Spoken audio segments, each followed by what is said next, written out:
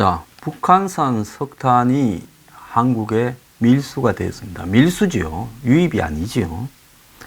그래서 어제 10월 달에 2건 이외에 11월 달, 올해 초에 이렇게 해서 2건 더 해서 4건이냐 했는데 1건이 더 있었다는 겁니다. 그래서 처음에 10월 달에 2건 외에 총 3건이 더 있어서 총 5건이다. 이런 지금 이야기가 나오고 있는데요. 자, 그래 한번 보겠습니다. 작년 11월 달에 외국 국적 선박 3척이 석탄을 싣고 러시아항을 출발해서 동해와 포항에 도착을 했다고 합니다. 3척이 반입한 것은 러시아항에서 환적한 북한산으로 추정되는 15,000톤이라는 거예요. 그래서 처음에 이 10월 달에 2건으로 9,000여 톤, 11월 달에 3건으로 합쳐서 15,000톤이라는 겁니다. 어제 4건이었는데 오늘 1건 더 늘어났죠. 그래서 이렇게 5건의 안보리 위반 혐의가 있었습니다. 그래서 그러면 나라의 국적이 어떻게 됐냐? 샤이닝 리치호와 진룽호는 중남미 국가 벨리저 선박으로 의심되는 5,119톤가 그리고 4,584톤을 동해항에 내렸고, 그 다음 새로운 선박, 어제 말씀드리지 않은 파나마 국적의 안치 안저우, 그냥 국적만 파나마지 3개 다 제가 볼 때는 이 중국 배입니다. 그래서 이거는 이 포항에다가 5,090톤을 내렸다는 겁니다. 이 석탄은 남동발전과 국내의 한 업체로 흘러갔고, 이 과정에서 은행 2곳의 신용장이 발부되었다는 겁니다. 자, 여기서 한전의 남동발전은 공개를 했는데 포항의 한 업체는 공개를 안 하고 있어요. 한전의 남동발전은 이것이 한전이기 때문에 미국의 대북 제재를 받는다 하더라도 한전이 미국에 전기 수출하는 게 아니고 국내 내수니까 넘어갈 수는 있다 이러는지 모르겠는데, 국내 업체, 포항의 국내 업체가 어디겠습니까? 포항의 국내 업체는 거대한 국내의 제철 업체로 미국의 철강 제품을 수출하는 회사라서 이 회사의 이름이 밝혀지면 이 회사가 미국에 수출하는 일이 크게 문제가 돼서 그러는 거 아닌지 의심이 듭니다. 자, 이 사안과 관련해서 미국 측이 지금 한국에다가 뭔가를 지금 암시하고 있는데요. 코리 가드너 미국 상원 외교위 동아태 소위 위원장이 미국의 소리 방송에서 뭐라 했는가 하면, 마이크 폼페이오 장관이 미 정부가 한국의 제재 유예 요청을 몇 가지 검토하고 있다고 알고 있는데 현재로서는 바뀐 게 없다 이렇게 말을 하고, 또 크리스 쿤스 민주당 상원의원은 제재 완화는 검증 가능하고 돌이킬 수 없는 북한의 비핵화가 실질적인 진전을 했을 때 이루어질 수 있다 이렇게 말을 했습니다. 그래서 미국 의회에서는 한국에 지금 제재 완화를 해줄 생각이 전혀 없는 거죠. 근데 여기에 한술 더 떠서 미국 국무부는 지난달 발표한 대북 제재 주의보에 한글판을 이날 공개를 했어요. 자, 북한 정부나 노동당과의 교신이나 거래를 할 경우에 민 형사상의 처벌을 받을 수 있다고 사실상 남북한 정부를 동시에 겨냥해서 경고문을 한글로 게재를 했습니다. 미국 국무부가 대북 제재 경고문을 한글로 이렇게 한 것은 처음이라는 거예요. 그럼 왜 한글로 했을까? 한국 보고 하라는 거죠. 북한이 무슨 범죄자인데 북한을 위해서 제재를 하는데 북한이 처벌을 받을 수 있는 실질적인 방법이 없지 않습니까? 그러니까 한국 보고 너네들 북한 석탄 쓰고 석유 퍼주고 만약에 이런다면 너네들 죽는다고 지금 민형사상의 처벌을 받는다라는 이야기를 한 겁니다. 자, 여기에 대해서 미국의 해리스 사령관, 미 태평양 함대 사령관을 하다가 호주 대사로 발령받았다가 그만두고 한국 대사로 왔지요. 이 해리스 대사가 처음으로 입을 열었습니다. 기자회견을 했는데요. 종전선언은 너무 빨리 하면 나중에 협상이 실패했을 때 김정은만 덕을 보기 때문에 종전선언을 한번 하게 되면 새로운 전쟁이 벌어지지 않는 한 돌이킬 수 없기 때문에 지금 비핵화 협상 초기 단계에서 매우 조심해야 된다고 이야기를 했습니다. 누구 들으라고 했겠습니까? 지금 북한에 대해서 종전선언을 해주자고 가운데서 열심히 쫄라대는 사람이 문재인 정권입니다. 정의용이고 강경화고 그냥 서운이고 보는 대로 그 이야기를 하고 있어요. 미국 사람들. 그러니까 이 주한미 대사가 한국 정부를 향해서 종전선언은 그야말로 북한이 진짜로 도발을 하지 않겠다. 비핵화를 하겠다라고 왔을 때 하는 거다라고 한마디 했습니다. 종전선언에는 한미가 함께 가야 된다. 일방적인 선언은 안 된다. 누구는 빨리 가고 누구는 늦게 갔어도 안 된다고 이야기를 했습니다. 6개 주요 언론을 불러서 기자회견을 했대요. 종전선언이 있으려면 비핵화를 향해 북한이 상당히 움직임이 있어야 되는데 우리는 그런 걸 못 봤고 북한의 구체적인 비핵화 조치에 대해서는 핵시설의 완전한 명단을 제출하는 것이 출발이 될 수 있다. 종전선언을 하려면 북한이 핵을 몇 개 가지고 있고 ICBM이 몇 개 있고 핵시설이 어디에 있고를 앞으로 없애야 될 그 목록을 너네들이 한번 써놔 봐라는 거죠. 자, 미국이 이래놓고 그게 오면 어떻게 하겠습니까? 자기들이 알고 있는 정보와 대조를 해서 빠지는 게 있는가를 검사를 하겠지요. 그러다가 숨긴 게 있다면 돌려보내겠죠. 그러니까 북한이 이걸 제출하기가 쉽지 않은 거예요. 어디까지 알고 있나를 모르는 사람한테 어떻게 제출하겠습니까? 그래서 최근에 이 북한의 미사일 엔진 실험장 해체 등에 대해서는 전문가가 현장에 가봤냐, 기자들이 현장에 가봤냐, 검증이 핵심인데 북한이 자신이 있다고 말하는 거 검증해봐야 알 거 아니냐 이렇게 말을 했습니다. 미국 대사가 똑똑한 사람이 왔어요. 근데 미국 대사가 이렇게까지 이야기를 한 거는 최근에 북한 석탄이 한국에 의해서 밀수가 되어서 들어온 부분에 그냥 표현만 한국 정부가 묵인 방조를 했다 하지 한국의 구조상으로 이 석탄을 갖다 쓴 데는 전부 국영기업과 관계가 있는 대로 보이고 또 은행들도 한국 정부의 영향을 받는 은행으로 보이고 결국 이것이 한국 정부가 시켜서 은행이 신용장 떼주고 기업들이 그걸 갖다 쓴 거지. 그래서 지금까지 밝히지도 않고 있다가 미국이 공개하니까 들킬 만한 것만 조금씩 공개하는 행태로 하고 있다. 이렇게 보고 있는 거예요. 그래서 미국이 문제의 석탄이 북한산으로 최종 확인되면 한국 최대 공기업 한전이 제재 대상이 될 수 있다. 이렇게 이제 이야기를 했어요.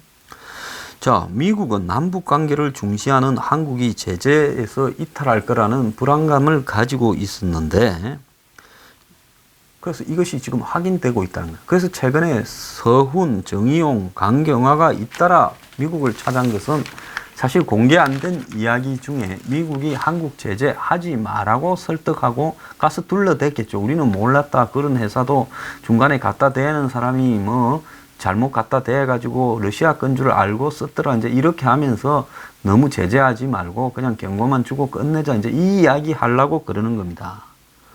자, 그런데 그동안에 좀 잠잠히 있던 북한이 미국을 향해서 막 욕을 해대고 있어요. 자, 미국은 싱가포르 미북 정상회담에서 나왔던 이런 이 부분을 지키지 않고 북한에 대해서 계속 압박을 고집하면서 속도 조절까지 운운하고 있다. 자, 미국의 이런 행동이 앞으로 도움이 안 된다면서 막 욕을 해대고 있습니다.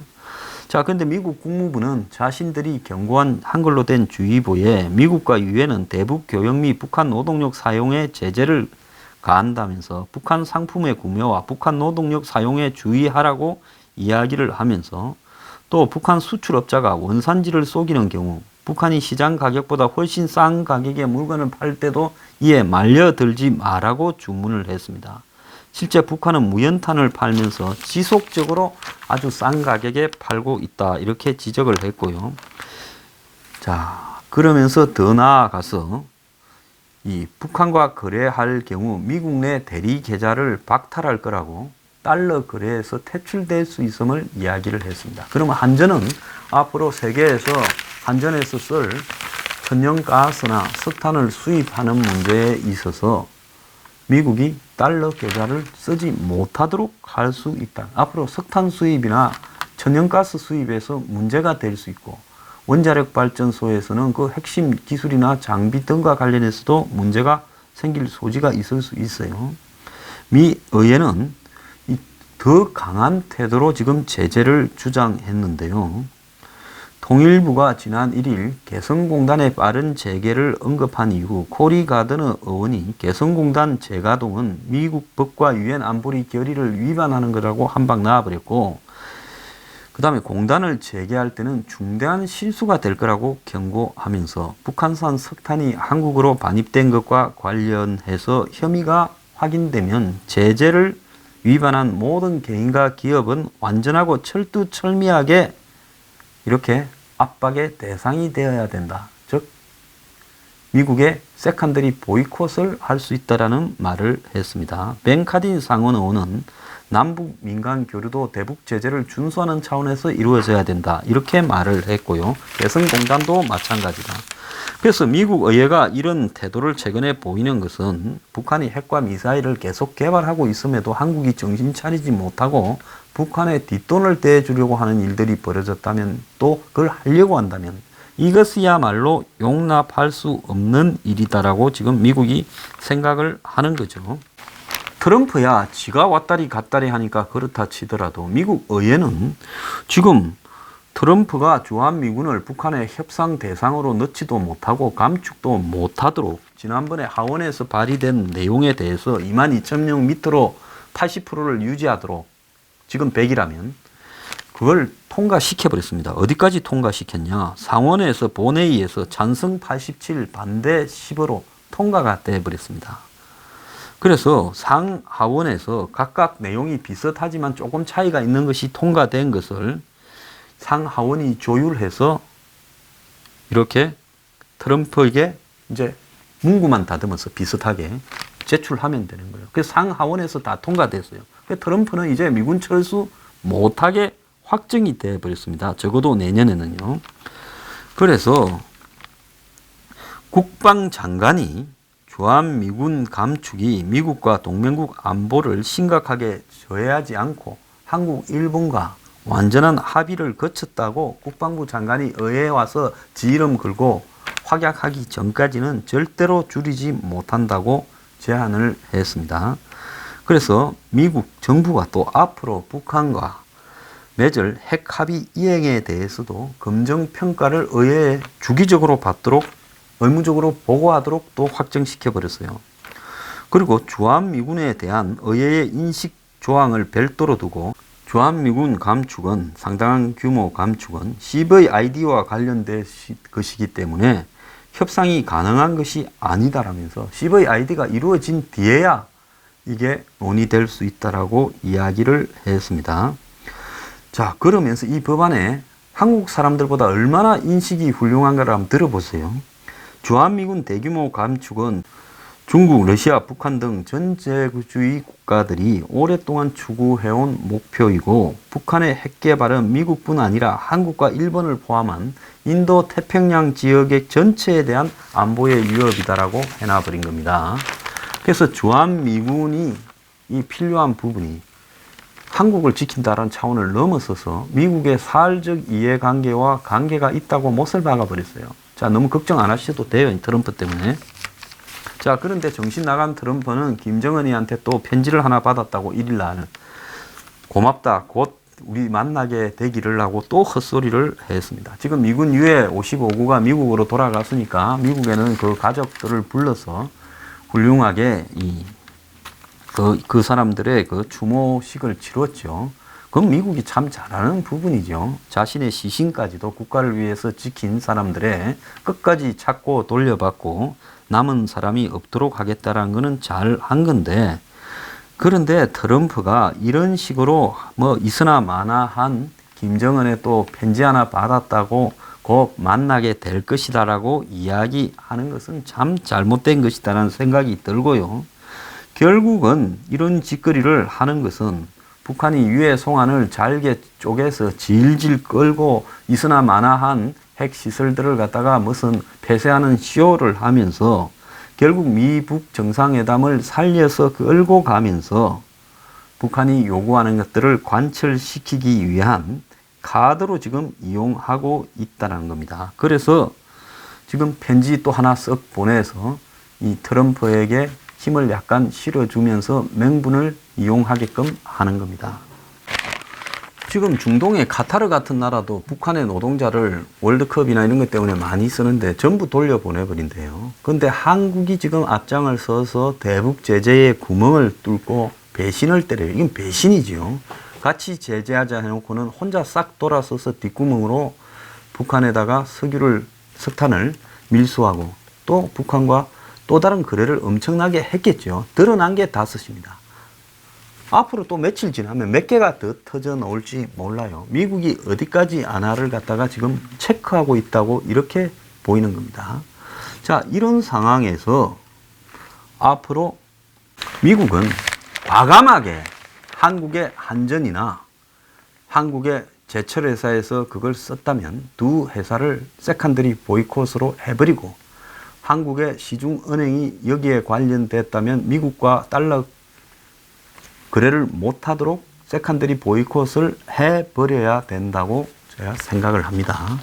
제가 어제도 쌀이 한국에 갑자기 엄청나게 올랐는데 여기에 대해 지금 이 청와대가 북한에 쌀 재고를 다 줘버려서 시중에 쌀값이 이렇게 올라가도 풀 수 있는 작년 쌀이 없는 게 아닌가 하는 이야기까지도 나와요. 쌀 재고 보관이 한 200만 석 정도 있었을 거라고 보고 작년에 이 쌀 생산량이 397만 톤이고 이 중에 18%를 정부가 구매를 해서요. 그래서 한 70만 톤을 정부가 샀습니다. 그럼 정부가 총 보관 중인 쌀이 200수십만 톤이 돼요. 그래서 한 해에 나는 쌀의 양에 얼추 한 60%, 70%가량을 정부가 보관 중인데 쌀값이 올라간다라는 말이 이게 말이 되는 이야기입니까? 옛날에는 정부미라고 해가지고 무슨 가공용으로 돌리는 이런 쌀들이 통일비에 이런 게 있었지만 이제는 그런 것도 거의 없고 쌀 질들이 상당히 균일해요. 근데 시중에 민간 창고에 쌀이 다 없다면 정부가 보관 중인 200 적어도 한 70만 톤쯤 되는 쌀을 시중에 풀어야죠. 근데 정부가 풀지 않고 농민들의 쌀 가격을 유지시켜 준다라고 하지만은 아니 쌀 가격 유지도 한계가 있지. 농민들 지금 쌀 농사 짓는 사람들 직불제로 해서 1년에 뭐 2조 한 2, 3천억씩 지원을 받습니다. 그거면 됐지. 쌀 가격을 어느 정도까지 유지시켜 준다고 이러는 거냐. 그래서 진짜 이 궁금한 것은 시중에 팔 수 있을 만큼의 작년에 정부가 수매했던 한 70만 톤이 또 안 되겠습니까?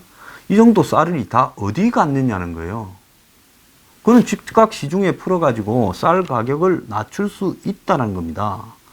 자, 지금 올해 1월 2일에 43,000원 하던 쌀이 2월 28일 날 33,700원 내려갔다가 4월 20일 날 47,000원, 6월 29일 날 47,000원, 7월 30일 날 48,500원까지 올랐어요. 근데 시중에 실제로 먹을 만한 쌀들은 53,4천원까지 지금 하고 있습니다. 그래서 한 30% 올랐다라는 것이 중론이에요. 자, 그리고 지금 국내에 들어왔던 석탄은 틀림없이 발전소나 제철소로 갔고 포항에 간 석탄이 포항 제철로 갔을 가능성이 많은데 이런 부분에 대해서 지금 정부가 못 밝히니까 포항의 한 업체라고 이야기하는 거 아니냐는 겁니다. 자, 북한은 당연히 북한산 석탄을 가지고 이렇게 싸죠. 한국산 쌀과 맞교환을 하지 않았느냐라는 이야기까지도 나오고 있습니다. 자, 북한의 석탄 관련 밀수에 대해서 국회는 한 번도 보고가 된 적도 없고 이 사실을 갖다가 지금 국민들에게 알린 적도 없고 자, 북한에 석탄을 실어 날랐던 선박들이 지난 3월에 우범 선박이라고 이렇게 지정이 됐지만은 그 뒤에도 십수차례 드나들어도 아무도 잡지를 않았다는 겁니다. 결국은 지금까지 총 5척의 배에서 북한산 석탄이 2만 5천 톤 가량 한국에 들어왔다는 건데요. 지금 정부가 왜 쌀 가격이 이렇게 올라가는 것을 방지하냐? 또 더 나아가서 북한산 석탄 밀수의 한전과 포철에 예를 들자면 말입니다. 포철은 부인하고 있어요. 북한 석탄을 수입하라고 지시를 하고 이걸 시시하면서 법적으로 이렇게 막아주고 은폐하고 방조하는 역할을 수행해 왔는가 하는 부분을 지금 한국 정부가 말을 해야 됩니다. 이거 만약에 그렇게 했다면요. 문재인은 탄핵돼야 되고요. 이 정권은 집에 가야 돼요. 절대로 용납했으면. 한국당이 왜 이 일에 총력을 집중해서 싸우지 않고 엉뚱한 소리 하고 있느냐 하는 거고요. 두 번째로 미국은 엉뚱한 소리 하지 말고 한국의 한전과 제철회사 하나와 한국의 대형 시중은행 두 곳을 이 네 곳을 세컨더리 보이콧으로 해서 달러 거래를 국제사회에서 세계에서 못하도록 막아버려야 되는 겁니다. 미국요 이거 분명히 착수하길 바랍니다.